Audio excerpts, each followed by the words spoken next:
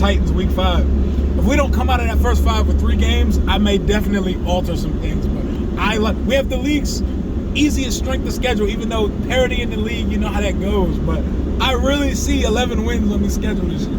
Well, see, we got a hard start for our season. Okay, our season gets easier going down the stretch, but we got Tampa, we've got Cincinnati, we got the Giants and you guys, and then we've got like the Rams, and I'm trying to think who's the other one. So I mean, literally, we may be in the basement to start out the season. We'll keep it cool up top for but, man. but here's a couple of things though that can be kind of glimmers of hope. Sometimes it's better to be lucky than good. Mm-hmm. And when you start looking at Tampa Bay, you know, from where Tampa Bay played us last year, Tampa Bay, Antonio Brown gone, who torched us for like 129 yards. Okay, Gronk, he is not unretired yet. He's gone. He's not coming back. I don't think he's coming back. Chris Godwin is still recovering from an ACL. Of course, they said he might be ready. They got Julio. Julio gonna all of a sudden not be washed now. I'm sorry. Okay, you got Julio Jones, Leonard Fournette. You know, swole it all up. He put on. He was like 260 there Julio a couple weeks ago. So, and they lost their center for the season. So you might actually have a chance playing at home against Tampa Bay. Probably the last chance that the Dallas Cowboys actually have of beating Tom Brady. Okay. So that's my hope right there. You still look at Cincinnati. Cincinnati, their quarterback, you know, he's got the appendicitis and that's been taken out. He'll be back week 2, but hasn't practiced. They got a shitty offensive line. Lyle Collins still. Always hurt. Okay, and see, this is what's kind of crazy. How you have back issues coming into the season before the first practices. And see, this is what happened 2 years ago.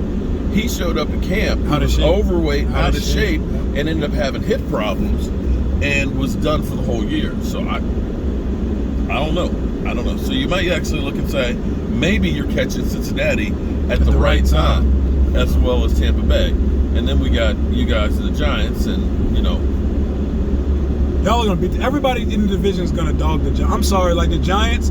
Until I see it, I really think they're gonna be the only punching bag in the division this year. I don't see it. I like the coach and GM they hired. I just don't see it, man. I don't see it with that team at all. Tell me about that fight again yesterday. I gotta look that up. They had a fight in practice. This might be the only fight they have any game. They're out there brawling in practice, and one of the dudes who was getting dragged was playing like he was knocked out, got up and punched somebody else. He snuck him. That's so crazy.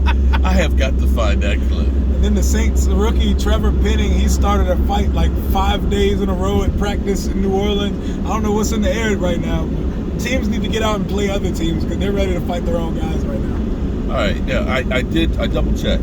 Carson Wentz did throw an interception in the drill, and I got it. Oh, in the drill. Okay, okay. It wasn't okay. like the team drill. Okay, it was an interception. So hey, don't call me a liar. I thought you were talking about in team because I know Heineke threw a terrible pick in team drill. Like when they were running 11 on 11s. You know what? I tell you what, they need to develop how. Oh, they will. He will get Heineke out of that 2 spot in no time because that's a live arm. He's Heineke size with Wentz's arm. Seriously, with an arm. And you feel good about Wentz? I feel good. I feel good about Wentz. I feel really good about him. He had a good day today. He was sharp. But I'm not so fixated on him having perfect practices. Get all this nonsense. As long as he's not out there attempting left-handed passes like he was in Indianapolis last year, we're gonna be good, man. You take it. I take him for what he is. I don't want a safe quarterback. I don't want a game manager, and I don't want a quarterback who can't throw outside the numbers or deep because it cuts our playbook dramatically down. We have a quarterback that we can do whatever we want with him, and he's mobile for his size. I'm all in on Wentz until I'm not. Until he gives me a reason not to, because his leash is long. He's not getting pulled. The only way he will come out of game this year was for injury. Knock on wood. Don't say that. Knock on wood. Listen, don't say that with Washington, man. I know, man. We play 4 quarterbacks a year. I hate it. I hate it here, man. For Ryan Fitzpatrick to go through some of the dregs of the NFL, okay, some of the worst teams in the NFL, and be unscathed until one game in Washington. That you don't talk about health in Washington. Blame the water. Okay, it's like Fight Club. We don't talk about. He heard it at a water park, man. It wasn't even a game. He heard it on his own time. He went to more Bills games than Washington games last year. But I will say, here, let me go ahead and give you guys credit on practice, okay? You guys having the air conditioning, and some of this is out of necessity. You don't need an air conditioning tent out of Dallas. I mean, in Oxnard, because it is too cold. But to have the air conditioning tent, the VIP section, the fans being close to practice and everything else, it wasn't a bad experience. But like I was saying before, I look at Washington as the poor kids. And I'm not trying to be I know exactly what you disrespectful. mean. Makes sense. But see, when you're the poor kid, because I understand I was the poor kid, okay? I see all my friends with the new bicycles and, the latest video games and everything else and all that stuff. The real nice, tennis shoes and stuff. And here it is, my mom's taking me to Kmart, getting some blue light special shoes that hurt my feet and stuff. So I understood being the poor kid. When you're the poor kid, you scrappy. And you want what those other guys have. And see, that's one of the things I think about the Dallas Cowboys, because they are deemed the rich kids, the guys everybody wants to talk to. The privileged folks. You always get the best shot of everybody else's because you want to beat them rich mother humpers. Indeed. And that's where I felt like today that, out there in the heat, they sweating like crazy. They're putting towels on the guys, and they're constantly having to bring them water and stuff because, they're out there heating and everything else. And then you think about the Dallas Cowboys, them mother humpers out there, they went to the beach on Sunday. They went to the beach on Sunday. Think about that. Must be nice. Right. We're going to have a team, building building on the beach, okay, in 73-degree weather. Looking like Top Gun Maverick out there. And here it is. You got Washington out here in the heat. It's like, where are y'all going to go for it? You ain't going to the beach. I'm going to Loudon 1. So I believe that's one of those things that actually hurts the Dallas Cowboys. You want to beat the Cowboys because everybody talks about the Cowboys. Because if you beat them, then that means everybody's talking about you. Well, I don't know what my team's going to do. I'm optimistic and I'm hopeful. I'm not going to be like the Eagles fans that swear that they already got their ticket for the Super Bowl. I'm going to wait and see because I have a lot of moving parts. I think my defense is going to be really good and actually for once lead the team. We actually have a really good defensive line that's going to be fast and physical.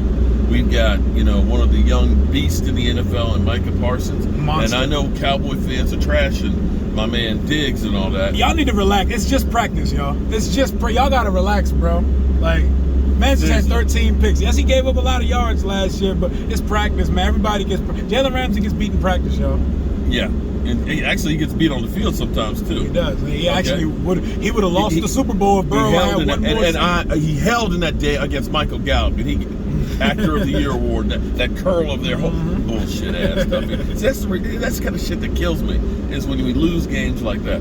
But be that as it may, I think the Cowboys have a really good shot to win the division. I believe we've got the best quarterback. I don't believe that Zeke Elliott is done. All the people that say Zeke Elliott's done, looking at him in training camp, he looked good. Now, your boy, Antonio Gibson, like you said, he's got a little fumbleitis right now. You saw him on the sideline. You saw what they had him doing, right? They're about ready to take the football to his arm, man. I have never seen this before, but they have a football that's hooked to the bands. And so they have him holding the football, they're pulling it, and then they had the female coach, I can't remember her name. Coach King. Coach King. Yep. She's over there beating him over the head with another bag, boom, trying to make sure he holds on to the football. It's like, I've never seen that before. They had him rolling over a ball and stuff with holding on to the football and stuff. So yeah, so maybe you can get some easy money right there off of him. Hey man, we need him to hold on to the football because we drafted this kid, this running back, Brian Robinson Jr. out of Alabama, who looks the part, looks about 6 feet, brick house, shifty, and can catch the ball, waiting in the wings. So don't put the ball on the ground, Antonio. All right, I'm going to break some news here. I can't believe I'm going to say this, but now I am officially a Carson Wentz fan for 2 games. The Eagles game. The Eagles game. We gotta all humble this team because I don't know where this incessant Super Bowl favorite hype is coming from. My God. It's ridiculous. They beat nobody last year. They barely beat us with an XFL guy and a COVID quarterback last year. Oh man, you know, well, here's what I love is Eagle fans keep coming back at me and saying, "Oh well, the Cowboys didn't beat any playoff teams, so they didn't beat anybody good." I said, "So you're admitting that your team's trash since we beat you twice? Is that what you're telling me?" Pretty much. You guys are freaking idiots. But could you imagine if Carson Wentz went into Philadelphia and won On Monday Night Football. Could you? Oh my God! They might not let us out the stadium. Eagle fans would go crazy. Oh my God. I mean, that would be insane. I want to see that. I can't wait. We need that. I need him to go for 400 that night. I need him to go to the link and light it up. That would be hilarious. Well, we'll have more, of course, on the Cowboys and Redskins. Excuse me. Sorry. Commanders. Commanders. You know, Doug said we the Commanders. We the Commanders. We the Yeah. Commanders. Okay. All right. The Commanders, Eagles, and do we even need to talk about the Giants? No. Well, we'll holler at Cop Pizzle when it's time. Cop Pizzle says this is his last year of being Cop Pizzle. It's been so bad that it's just even made Cop Pizzle. I'll get some burgundy and gold for him, man. He'll look good in it, man. All right, we'll see you guys later. Peace. Peace.